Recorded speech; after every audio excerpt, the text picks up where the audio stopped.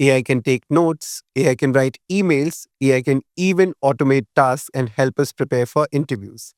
But can AI take away the feeling of starting your first job?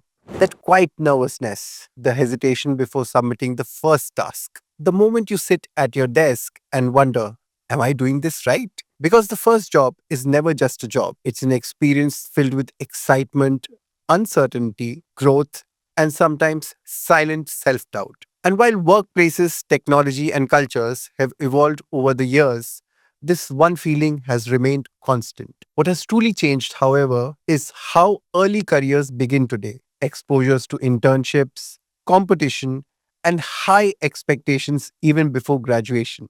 More awareness, though, doesn't always mean more preparedness. The transition from student life to professional life is emotional, psychological, and deeply personal. And that is exactly what we will be unwinding here. Welcome to When I Started Working. People hire people who know more than them. I think no matter how much we build in terms of skill development. कि college में DJ hero था हाँ, if you've seen Rang De yeah, Basanti, you would have yeah, seen that, yeah. right? But जब आप बाहर आते हो, when you come out of that and you come out in a workplace, you are the junior most person in the entire hierarchy of people. How would you compare the mindset of today's students with those from 10 years ago?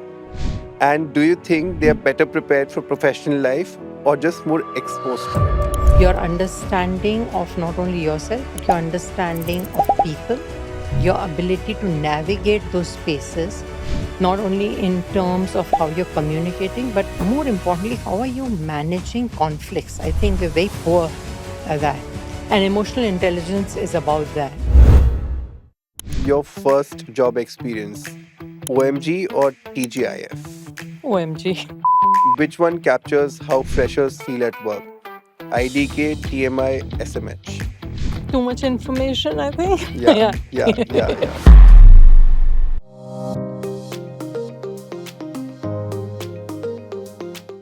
A podcast that explores the real and unfiltered journey of stepping into the professional world for the very first time. A space created for early professionals and recent graduates, often with more questions than definite answers, to find the friend that will years later think they definitely need it.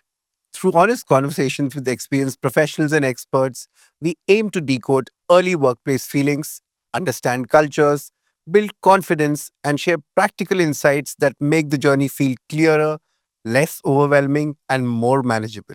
To take this conversation a step deeper, it is important that we learn not just from experience, but from expertise, especially when you're talking about something as emotional and personal as starting your first job, where it is not just about skills and performance, but also about mindset and self belief. So, today I'm very glad to be joined by Dr. Chandna Naik Bhandari, a seasoned counseling psychologist and trainer with over 2 decades of experience in working closely with individuals across different life stages. Thank you so much for being here. I'll just give a quick short introduction. For our listeners, Chandna brings over 25 years of experience across corporate organizations, schools, colleges, and private practice. She holds a PhD in psychology and has worked extensively with adolescents, young adults, and working professionals, supporting them through areas such as self esteem, anxiety, emotional regulation, relationships, work life balance, and career transitions. She blends deep psychological insights with practical real world experience. She doesn't just help individuals understand their thoughts and emotions, she also guides them to respond to life and work situations in a healthier, more balanced way. A very warm welcome to When I Started Working.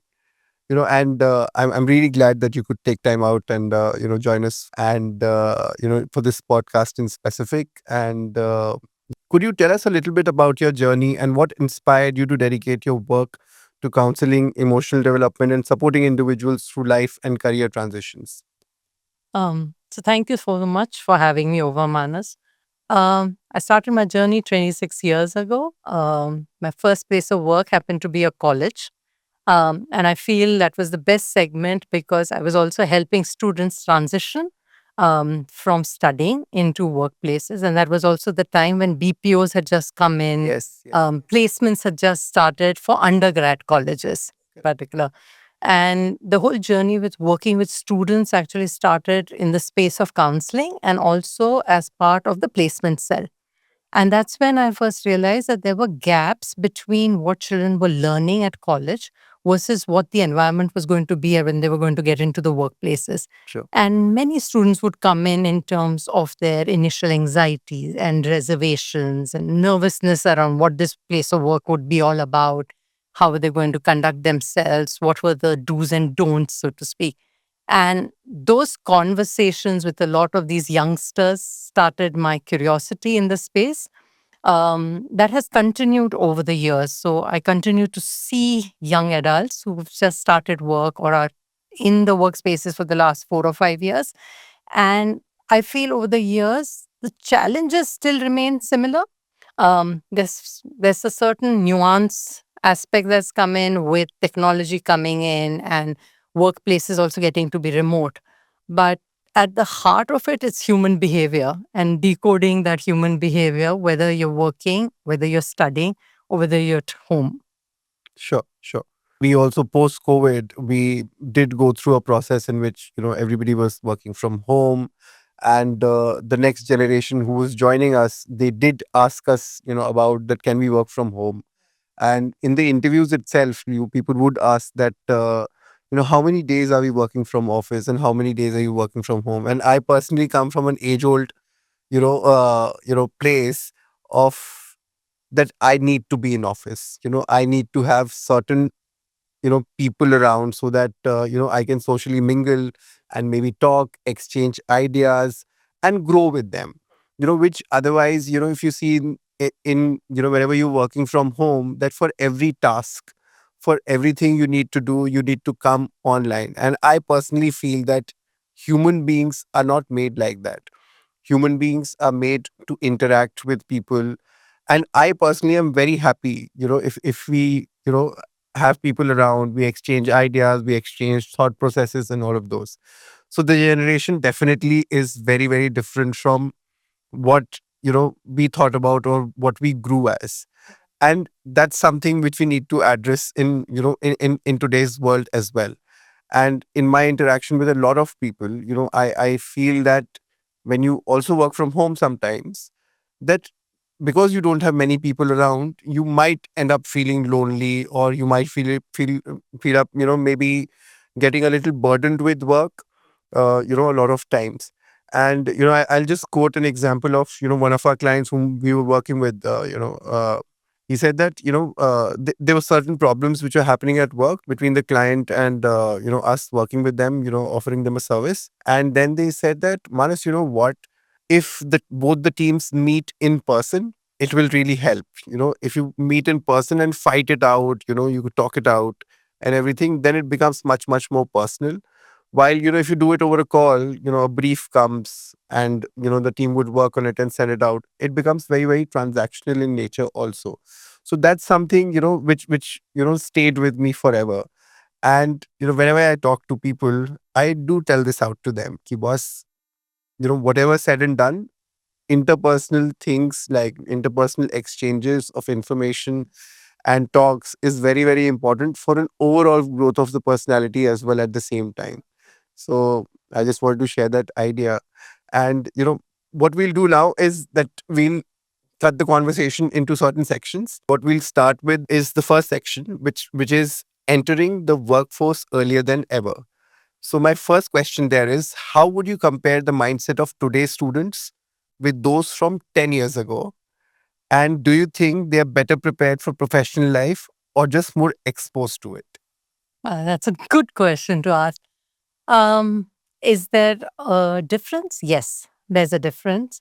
There's more awareness, there's exposure, which back then, when we were starting off at work, wasn't there. We stumbled upon the work that we did. We stumbled upon learning the nuances at work. I think today, with the exposure, whether it's social media, whether it's just interactions, internships, students are well prepared in that sense of knowing what the workplace is all about. Um, But what does it involve? I think for a lot of students, there's clarity and in a good way. They're very well informed about the nature of work that they want to get into, the spaces that they want to work, the kind of values they want to uphold. There's also a crazy appetite for risk taking. Like you see, so many new entrepreneurs that are so young, while we started off only in our 40s, if we were brave enough actually to do that. So in that sense, I feel this is a group that's really taking it on in the right way and the right spirit. They also are very clear with their priorities. Like they know how many work hours I want to do, how many hours will I submit, what my mental health needs are, what are my requirements in terms of the place of work, my interaction. So I feel that is brilliant. But on the flip side, I think what I also notice is that there's a certain level of romanticizing that happens at the workplace. So most sometimes you can walk into a workplace and we could be quite far away from the mundane stuff. Most people think I'm going to walk in and I'm going to be on the best projects that's going to be there. And within a matter of 6 months, I'm going to see these promotions coming through. And I only work at certain things and at a certain pace.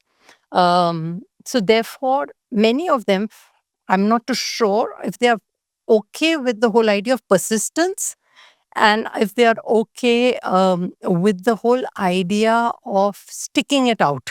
Right. Because some things take time, some things happen in your place of work at a certain juncture in your life. Sure. There's also this need for validation. And they're really hoping that from this minuscule thing that they're doing to the big things they're doing, someone's patting their back. Workplaces aren't designed Not like always that. like that. Not always like that. Not always like that. Also, if you happen to have varied age groups that are at the workplace, you will get very different responses based on their experiences. So you might just have a young person who you're reporting to who might be in sync and be giving you all of this validation. But someone who's in the 40s and 50s might turn around and say, this is no big deal, move on. Sure. And getting to build on that and understanding that, I think, requires that steadiness of being at that workplace and understanding the culture and understanding what it takes for me to make it in this workplace rather than imagine that you're the next CEO in the next 6 months or so. So everybody wants like quick results. Oh, absolutely. And they want to be like, there's a certain amount of persistence, as you said, that, you might require that you ace what you need to ace, like what you need to do, and then probably move on to the next thing. But so that amount of, how do I say, patience probably is something which people need to grow Right. and, work on. Correct. And, so that can be solved probably. Also, it also brings me, to my second question that, what are the most common emotional and psychological challenges which comes with this specific age? You walk into an office, there are different people whom you interact with, there are different age groups who are there. There's a certain objective which the entire organization works towards. And then you walk in, from your college and you're so gung-ho about it that you are independent as well at the same time. And then there's this huge wall in front of you, which is work. And there are different tasks attached to it also. So I'm sure it comes with a lot of anxieties, a lot of problems, certain psychological things which you deal with. So I would want you to like dive a little deeper into that for us. Sure. Um, so I think what's important is for us to understand that the word transition really is so loaded and so appropriate in this because you're really moving from one identity to another. So far, your identity has been what your parents gave you, what your school gave you, or your college gave you. This is the first time and probably the first forum you'll get where you start to create that identity. You're also moving away from what was comfortable in terms of a space, right? A space where a lot of things were being told to you and you had to just follow the cue cards and go along and do what you had to do. Workplaces are an absolutely new space to navigate. There's a sense of loneliness because friends that you've had, whether postgrad level or an undergrad level, no longer are with you, which means now comes in the whole space of building interpersonal skills. Many of us who've lived through the college years, through the pandemic, actually lost out on these skills, right? And we've all become silos in our own way. So learning that skill is a trick. Understanding the whole space of that a certain level of anxiety, a certain level of apprehension is good. But that's where the dichotomy comes into play because most people see that as a weakness and therefore they want to cover that up. And that's when you also notice that people are not asking the right kind of questions when they need to ask or get the kind of comfort that you want. So, where is your psychological safety at your workplace? What is it that I want to build and create by having probably a strong mentor there? So, you notice that many of them, while they are working and they're getting ready with skill sets, are still not well developed with their communication skills. And that can become a barrier as well at a workplace of how do you present yourself to how do you navigate difficult conversations. And that in itself is a huge learning curve for us. So you're seeing people who are excited, who want to deliver, but there's also that apprehension. There's also that nervousness and that anxiety that's building up for you. And that's somewhere I think sometimes comes in the way of you being yourself and doing what you're here to do and be, essentially. So, yeah.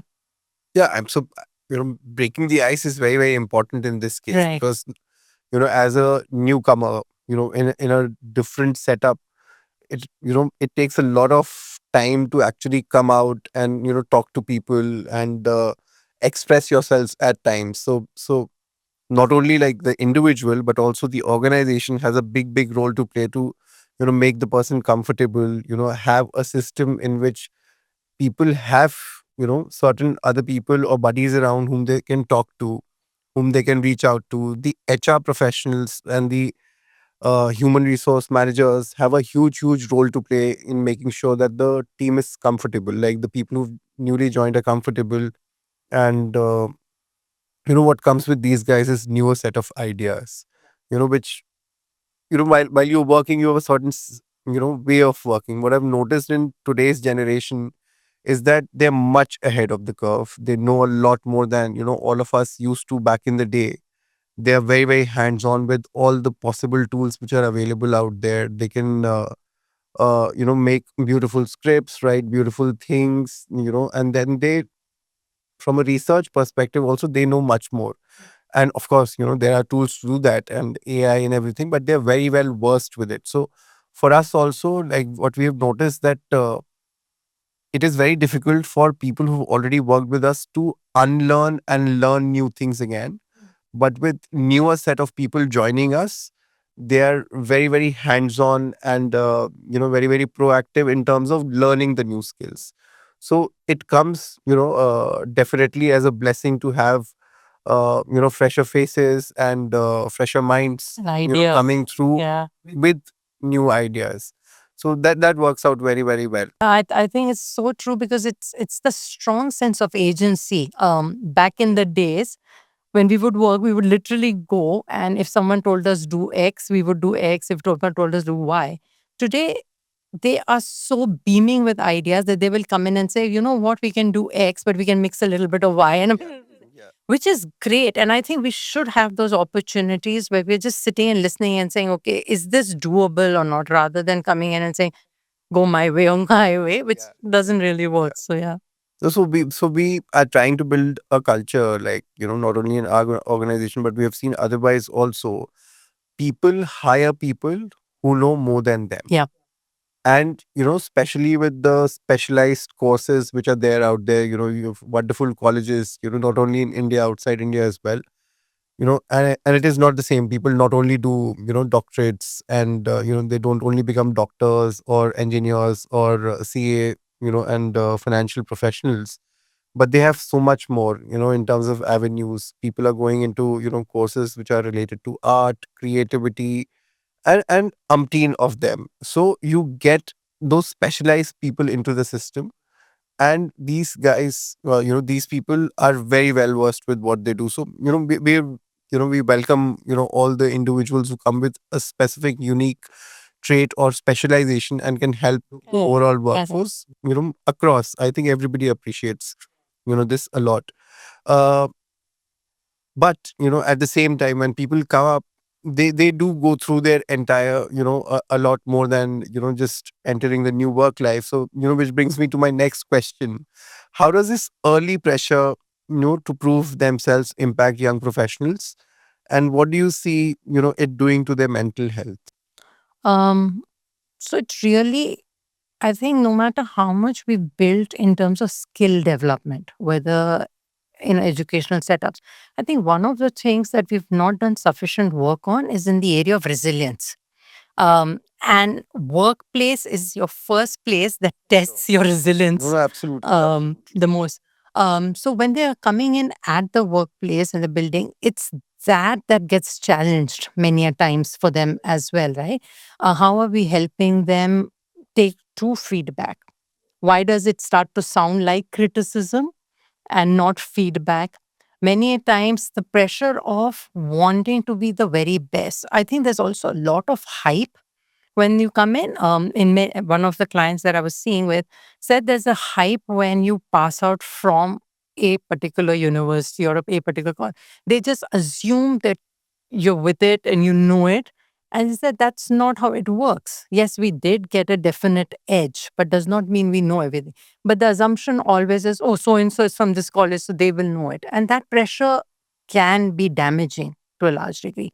Also, an internal pressure, right? Many of us feel like if you've hit that really the dream job as a first job, we start to feel like this is a moment and this is a make or break, and therefore I must make it.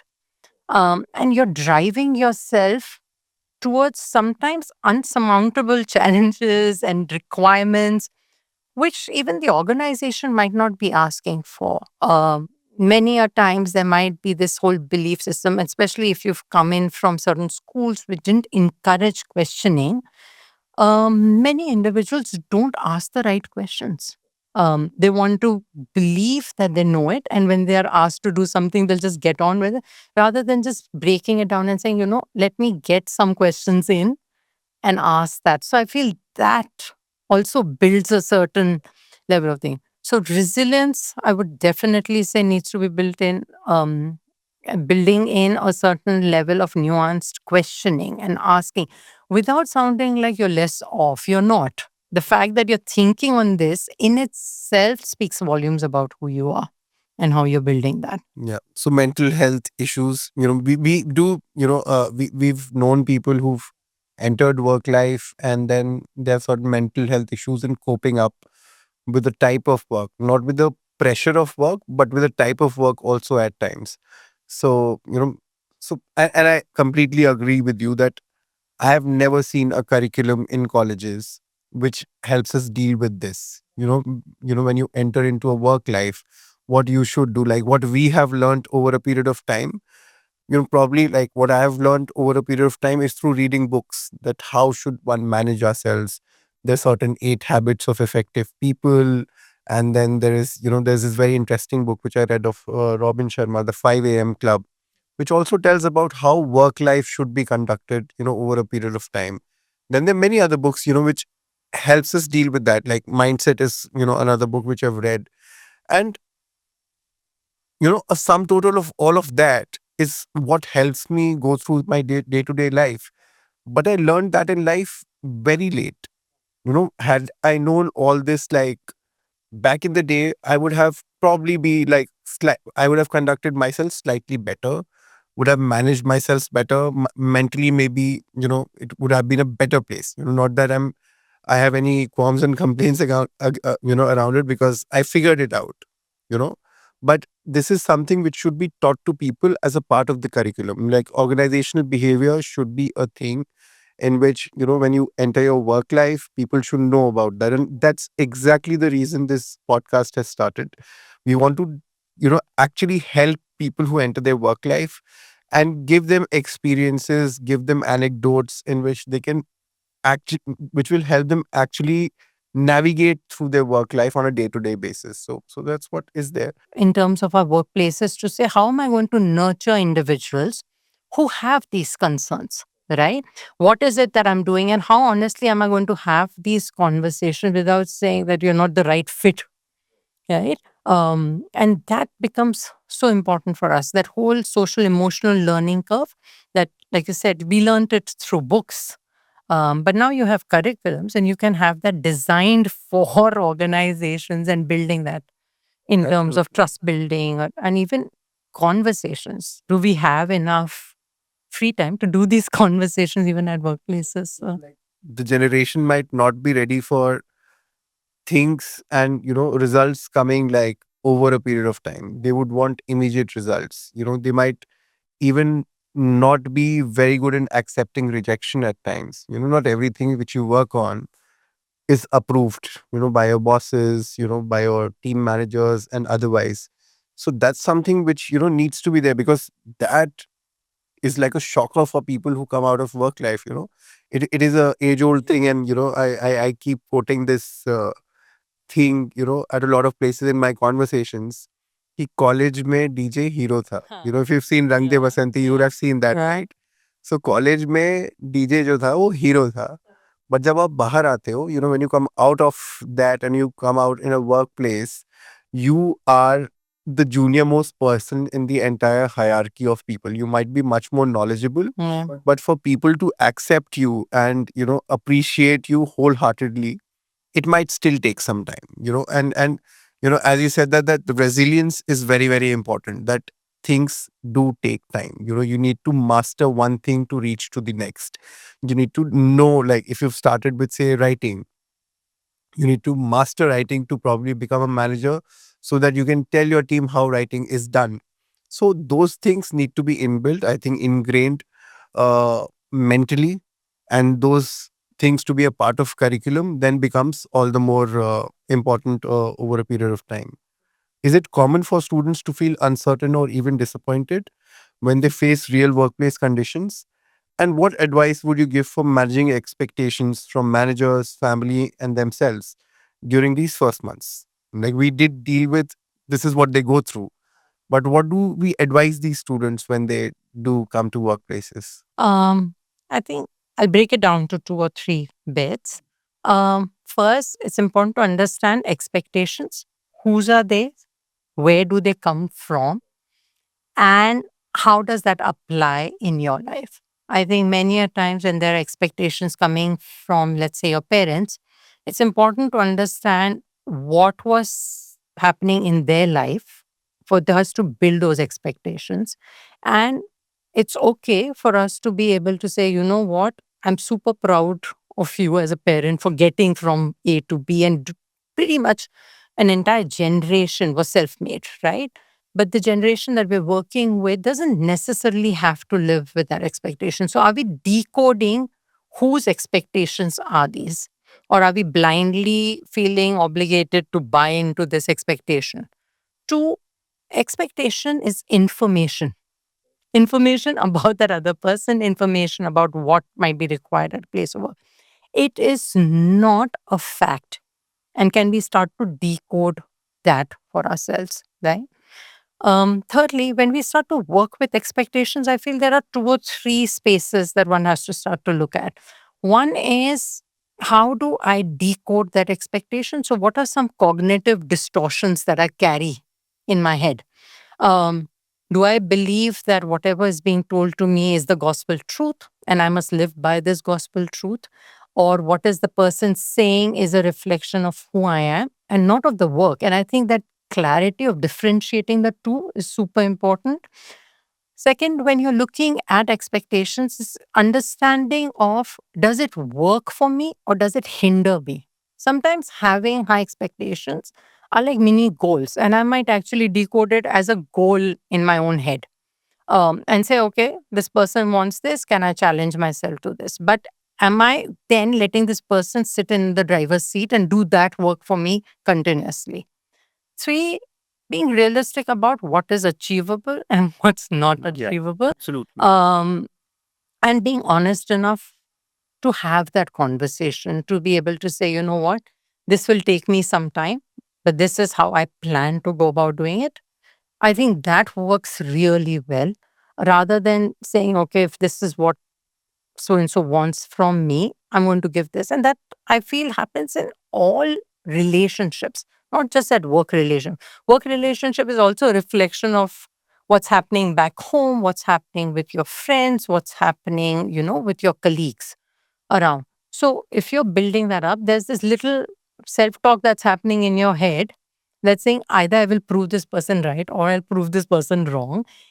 And that can be sometimes so loud that it ends up silencing who you are as a person. And sure, then you're definitely looking at anxiety, you're looking at burnout, right? Addictions of sorts that are also coming into play No, for no, you. absolutely, absolutely. So the thing is that it's not always your own expectations. It's quite a lot of burden also, that what your parents expect, what your friends expect, what are they doing? What are the peers in my college doing? Are they doing better than me? Have they got a higher salary? Do I need to move fast so that I, go above them? But, m- the thing is that you're in a race with yourself only eventually, because you're out there, your friends are somewhere else, your parents are somewhere else. You might in fact have a reassured conversation with them that this is how things are, and this is how gradually probably things will be. And that expectation setting also many a times is very, very important. And that unknown burden, which you've put on yourself, will only take you down. And while if you're prepared, and you know that what is happening in the work life, and what is the trajectory of probably progress would look like, not only in your designation but in terms of your learning also. So if you are invested as a part of the process, probably it will give you much, much more meteor results, rather than thinking about a certain goal and then going for it. And if it is not achieved, then you are under undue pressure, which comes with it. So my belief is, and what I've understood is, that the process of it is very, very important, and you need to be invested in the process much, much more, so it becomes ingrained as a part of your system, and that's what will lead you to your goal. So it helps at an overall level also. Absolutely. And it's interesting how individuals are so cued in to cues, facial cues. And this person was sharing with me about how, though she's talking about her workplace with her parents, and the parents said, it's okay, you don't have to drive it. She said that was all talk, because in their eyes it was like, sab kar rahe hain, aap kyun nahi kar sakte, right? And I feel, as youngsters, we are so tuned in into people's non-verbal conversation.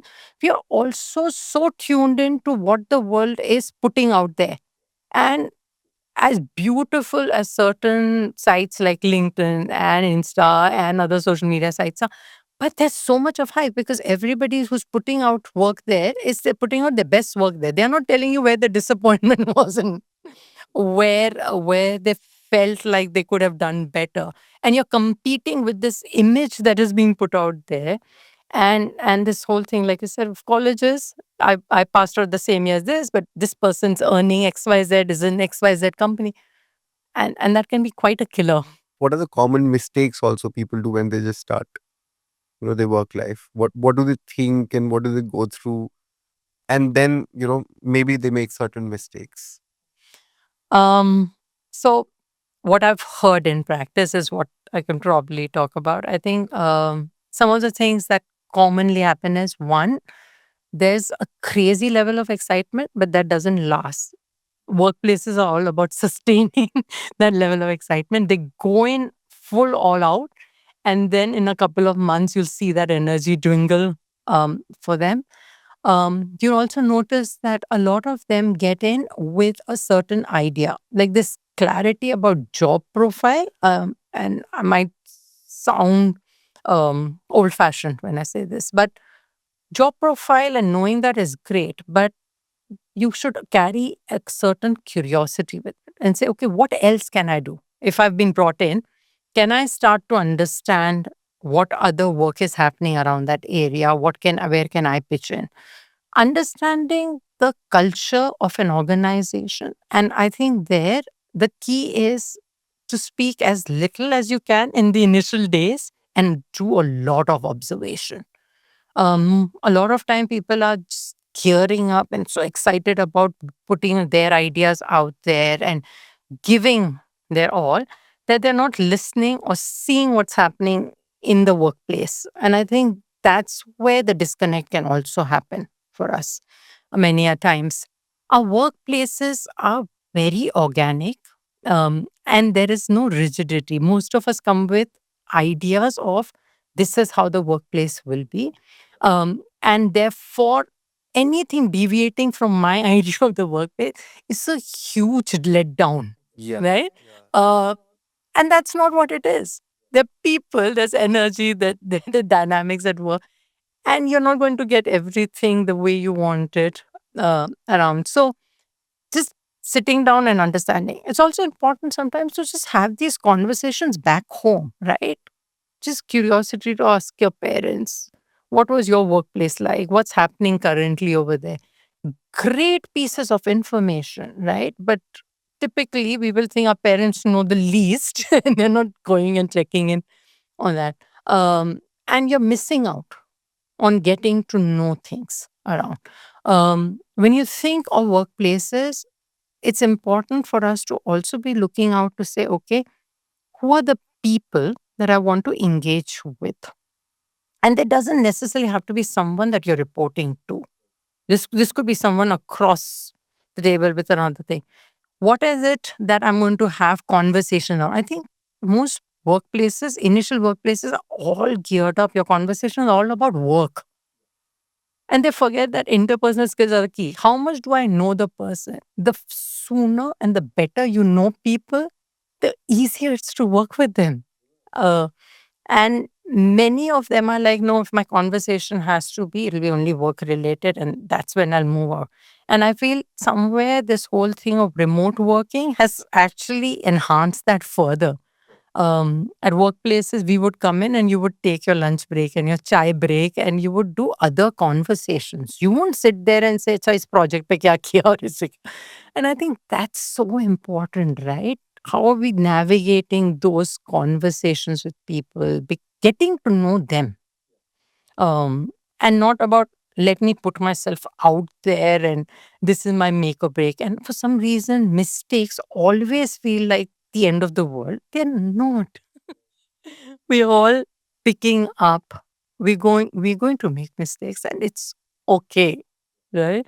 But I think we are very hard on ourselves and we just want to be right all the time. I don't know if you've noticed, but sometimes at workplaces also there's competing. So when you have freshers joining in, and if they come in into 4 or 5, they're competing for airtime Yeah, absolutely. with their boss, so-called boss. They want everybody's Yeah, yeah. attention. They want, to, reassure themselves that they are ahead of the others. Correct. And that time, it's like, them presenting themselves to the outside world, which is not required, at times. You would want to assimilate, you would want to understand, and you'd want to slowly glide into the system till the time you understand that what is that you will be able to contribute. And what we have seen that when many a times when freshers join in, they would want to tell everything about themselves to the outside world, that I do this also, I listen to this sort of music, I listen to this sort of things, I, maybe go to, a techno concert, and everything is out there for everybody, which I'm sure is nice in a more, intimate sort of a setting with friends and peers around, probably not, outside out like that. But I think they are under too much pressure to prove themselves to the outside world, which is something I think they should take it easy, and they should glide into the system more. And I think it is so much important for everybody to hear it, that it's your parents also which whom you can talk to. You should just glide into the system initially. You should observe more and assimilate more, and then think as to what you need to do. I think it is very, very important. Also, the next question, because we know that there's a certain bit of resistance to feedback at times. And so my question is, how can young professionals learn to receive feedback without taking it personally? Wow. If we could break feedback down, essentially, where is feedback coming from and what is it coming for? Is the feedback task based, right? You could have done X like this, you've done it like Y. So the person tells you, please go back to your table, relook at this. It could possibly be a script that you're working on, or an ad that you were making. It was very task related. Sometimes the feedback is skill related, right? Um, you could have shown that skill better and therefore it's coming. Very rarely is feedback person related. But while we come into our workplaces, we mix all these three up. So when feedback is coming to us, it sounds as if they're talking to me rather than listening to it and saying they're talking about the work and what could be done differently, right? Um, Feedback is also crucial because unless you get that, there is no learning happening. But many of us see feedback as a negative aspect. And when we're looking at it as a negative aspect, invariably it is a self talk that starts about, how could they say that to me? That means I'm not good enough. I will never be good enough. I'll never be able to do this. I also might be coming from a home where everything was glorified. Everything was told that there's nothing better that you can do because you're already the best. And therefore, then listening to feedback also becomes difficult. If I had to break it down, I would suggest when you listen, one, listen. Don't hear, listen. And break it down to saying, okay, is this person talking about the task? Is this person talking about a skill? Second, when this person is talking to me, is this person also sharing with me how I could make it better? Because nobody goes out bluntly and tells you all of this is rubbish and please get out. Nobody does that. They're actually also standing there to say, it could have been done XYZ. Are you open to receiving that piece of information? Three, if you're getting emotionally overwhelmed, which can happen, then in that case, it's a body system thing that comes into play and your body will shut down. They're not even listening to what you're saying. In which case, the best thing to say is, can you give me some time to think about this? And can I come back to you rather than feel the need to become defensive and hold your ground?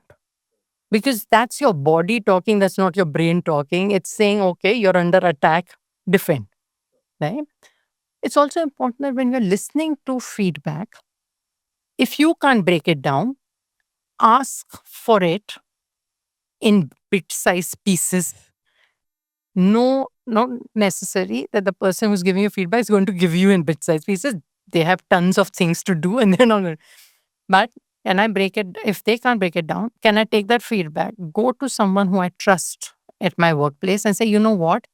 I'm going to just relay to you what was said to me verbatim.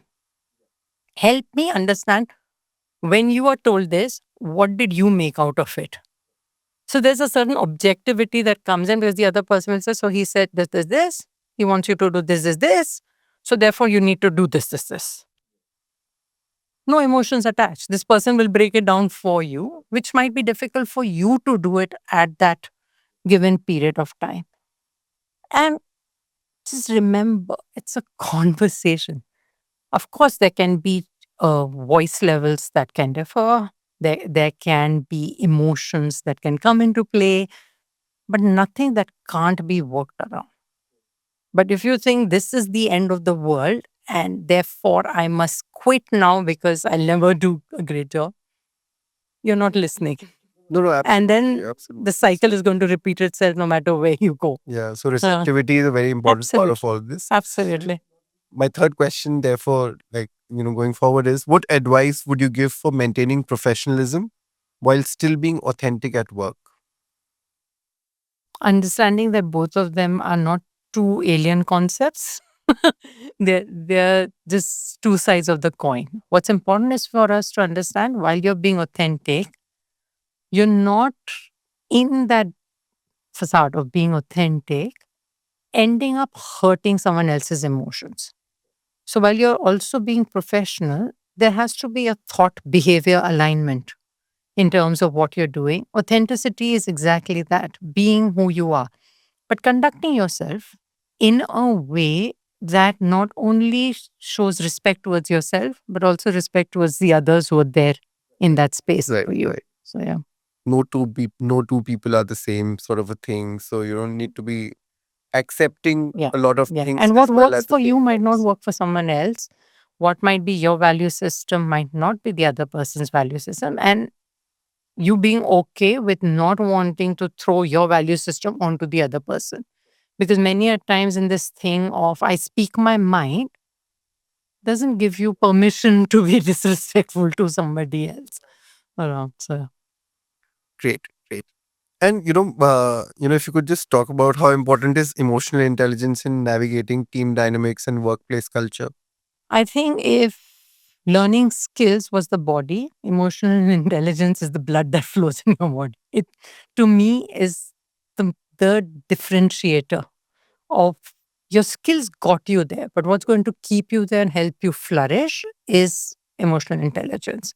Your understanding of not only yourself, but your understanding of people, your ability to navigate those spaces, not only in terms of how you're communicating, but more importantly, how are you managing conflicts? I think we're very poor at that. And emotional intelligence is about that of how do you manage that space really well for yourself. Also, building on awareness, building on skill set to be able to just say, okay, let me pick up a simple reflection exercise end of every week and say, where did this emotional intelligence that I want to build on showcase itself in my workplaces? Was it in my conversations? Was it in terms of how I was responding to conversations? Was it to do with people and understanding what that individual needs from me at this moment and working that space out for ourselves? I think, it also comes from a place, to have clarity as to what do you want out of the job also. If you don't have that clarity, maybe you would always be in a flux in terms of your emotions, and you would be like, this might be wrong, this might be right. But if your end objective of what you want to achieve out of the job is clear to you, then probably it helps you navigate things, keeping the emotions aside also many a times. So I think that's something, which can be ingrained probably Absolutely. in the, you know, before people get onto work life like that. Great. In today's context, what we've seen is that a lot of uh, kids who start work, they have a certain music playlist, they have a certain regimen when they come to office that, like they'll have their tea, maybe have their probably bites of conversations which they have with each other. They'll come back, probably have breakfast also at the same time, and then get on to doing something. They'll go through a process of things to finally start working. Be it is also procrastination at the same time before you get to start working on things. This next generation is going through a lot more than what we used to as well, in terms of being stuck to certain things, and maybe calling it as a creator's block at times to get to a situation where they can actually work. So I'd want you to talk a little bit about it, please. Um, I think if you look at it, the premise or the basis behind it is the same. You also did it to get into a zone. They're also getting into a zone. It's about getting your nerves in check. So I might be doing certain things that help me calm down. The playlist is a calming down ritual. I might be organizing my workspace because it helps me with clarity. I might also want it a certain type because so much of us today is out there, right? If you're talking about also working remotely, we're doing meetings on Zoom, and therefore it makes a huge difference on what my background is all about, and it also helps me understand a basis of belongingness. So all these rituals that are being done are only being done to either calm or to bring in clarity or bring in a sense of belonging. I own the space and I want my personality to get reflected through these tiny things that I'm doing. It's also segregating who I am to what I come in to do my work. And so that separation is important sometimes Sure. for us to It's, have. it's like a brand positioning for yourself Absolutely. and what you like, and you being in the zone because of that. Many people, also listen to meditative music while working. Many people, might be listening to techno, while working. Many others might be listening to something else. So it's a, It's maybe what I maybe identify a with. process of everybody to be in the ideal situation to get on to work, and maybe move forward about it. So my next question is that, what is influencing this behavior, and how does this need for the right aesthetic influence focus, confidence, or stress for young professionals? How can they strike a balance between looking and feeling good without losing track of work? How much of the time space is it occupying for you? If this ritual requires a few hours, it's taking you away from what you've come in to do. Two, it's also important to understand, is this space coming because you want a certain level of calmness, or is this also an underlined aspect where there might be a mental health concern? What if I was diagnosed with obsessive compulsive disorder and therefore I want certain things a certain way? I think where it comes in purely for us wanting the aesthetic, it's good, but you're not live at work, you're not on a reel. And I think sometimes we confuse the two. We really think our world is out there. Workplaces are not about there. It's about making yourself comfortable enough and then getting on with the task Yeah, of the if day. it's not taking much time, I think I don't see like there's a problem with that. And we've also seen not only like people who start work, you've seen that, many big sporting professionals, like you would know that Rafael Nadal, he likes to keep the bottles in a certain place before he gets on to play. So I think it's a ritual, and it's a very good ritual that you would want everything, You're zoning in. you're zoning in Yeah. so that you don't have to worry about it, and then you get on to work. And which is also why, you we I feel that everybody has their own specific playlist of things. I personally would want a certain silent playlist to get on to work. Whenever I get on to work, somebody else, might be listening to, say, Pink Floyd, just to pep yourselves up. Somebody else might be, wanting to listen to a peppy Punjabi number also. So everybody has their own things, but the next generation in specific has a certain way of attaching themselves to a thing which maybe positions themselves in a certain way. I think we sometimes also make a big deal out of it. It's, we all have our quirks, right? And as far as you're getting the work done, end of the day, um, I think little bit of indulgence is not a bad thing. I personally think a little bit of indulgence is not bad at all. It keeps you up and about, and that's what works very well. So my question therefore is that, why do young professionals get so attached to these rituals, and how can they use them to actually boost focus without letting the playlist become another way to procrastinate? Yeah. I think I think if you just take it in your stride and go along, it turns productive, right? If it's like we were talking about, if you're zoning into work, the music helps you. We were doing it in school when we were doing math with music. And most workplaces today, I think, are so much more calmer and less rigid about what workplaces should look like. As far as you're clear with, one, it's getting you to do the work and not getting you distracted. Two, it's not impairing or impacting someone else's work. I can't have loud techno music playing because that puts me in the zone, but it impacts someone who's partnering with me on the desk What I've simultaneously. not been able to, as an understand over a period of time that I think music and all of these things also work with a certain type of work. If you're writing and you have to write, in terms of words, and if you're listening to something which has lyrics in it and which are very like nice lyrics about it, then it takes you away from what you're wanting to do. You're like, for me, if I'm writing something, I don't need to have words at the back of my head because I'm writing something afresh. If I'm doing, say, something else, for instance, in terms of I'm doing something related to numbers, then probably some music playing might work.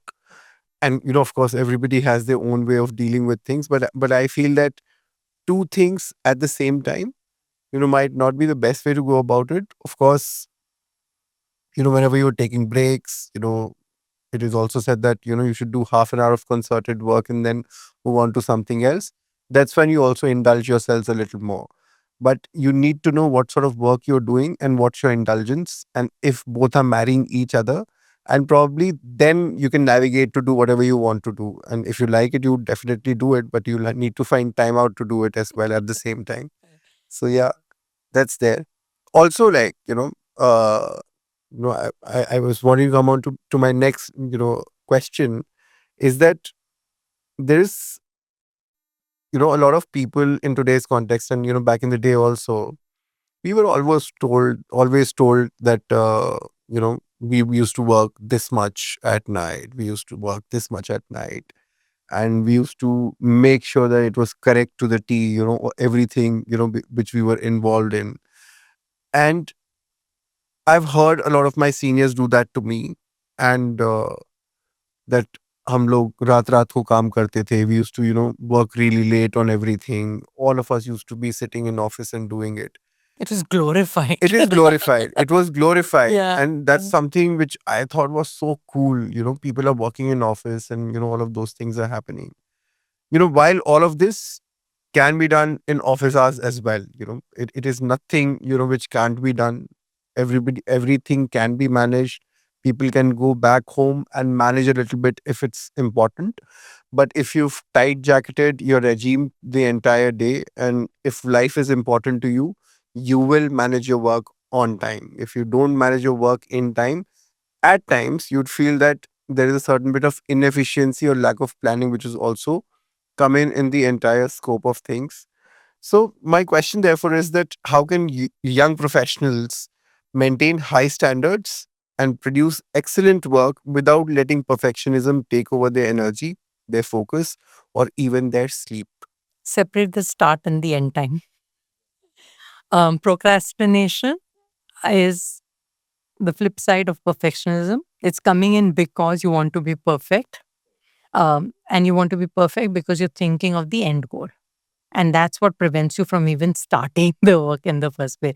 So sometimes just telling yourself that doing it is more important than perfecting it is the key. You just separate the two to stop looking at examples in real life where they're saying raat bhar jag rahe the. I've also heard similar things. That's not right. There's something clearly wrong with your time management skills. Absolutely, If you're absolutely, doing this, you need to be cognizant of time. Do your work. Please get a life outside of your workplace. right. No, no, absolutely. So the way we also hire people is to first understand what are they passionate about, apart from work. If they have a passion or not, are they invested to grow that as a part of their entire personality? And then we get on to it.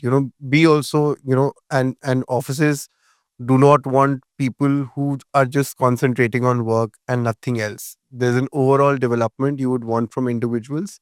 And I think that if you're invested in something else apart from work, you're also very efficient at work, because you're happy about your life, then you give all the more and you're efficient at the time when you are in office. So it works out very, very well, at an overall level.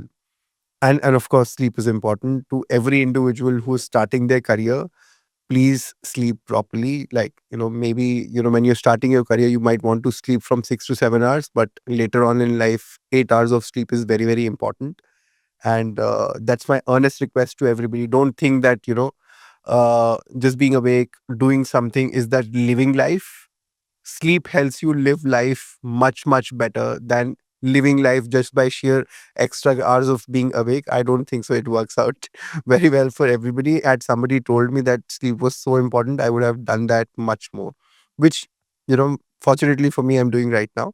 But back in the day, I used to think that sleeping is waste of life. And sleeping means time is getting wasted. So it shouldn't be, done so much.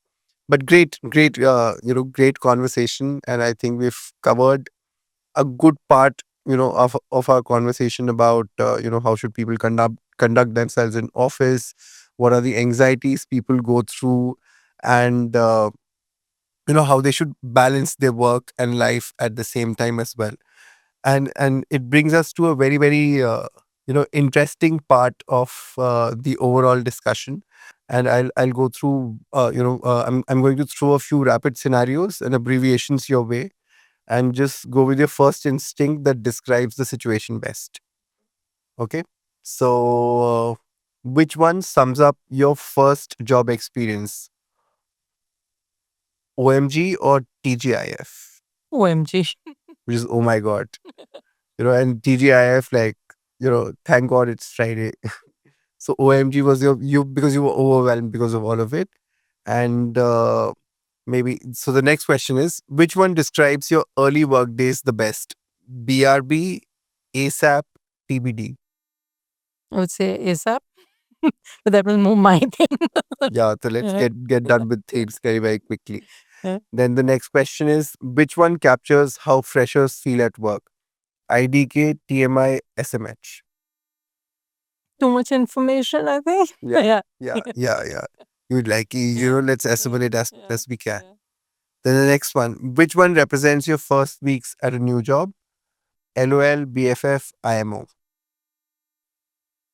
Mm, LOL, probably. Which one would you use to describe first job life today? WFH, PTO, FYR. I think work from home. Great, great. So we coming to a different sort of a thing. This or that is the, this section which we are talking about. This or that, early mornings or late evenings, Early mornings. emails or chat, Chat. feedback immediately or feedback later, Feedback later. desk job or work requiring travel. I do a desk job, but I would love to one for travel. Very, very nicely answered. We all want to do that. Okay, so type 3 is a situation pick. You need to pick up the situation probably. So it is first presentation panic or first project panic. First presentation panic. That's the Really? epitome of anxiety, probably, that you're going out there That's presenting right, your first time. first time. People will be looking at you so at the Absolutely. same time. Accidentally replying all or forgot to reply. I would rather forget to reply than accidentally reply all. Though I've done that as well on stage. Feeling busy versus actually busy. Actually busy. Staying late to impress or leaving on time. Leaving on time. I think, that brings us to the end of our discussion. And, it was a wonderful, wonderful discussion with great insights. And I personally learned so much in terms of disintegrating the thoughts and, how do you disassociate a thing from the other and then look at things, from a larger level, from an objective standpoint as well. And I'm really thankful that you could, take time out, be with us, and shower us with all the interesting pieces of information and knowledge. And I personally feel that the next generation, I'm not saying next generation, but people who are just wrapping up their, college life, coming into work life, will learn a lot from this conversation. And that's the exact pursuit of what we set out to do. It is for people who are just entering work life. And thank you so much. Thank you so much, Manus, for having me over. It's been such a lovely afternoon that we spent together. Great. Thank Thank you. Thank you.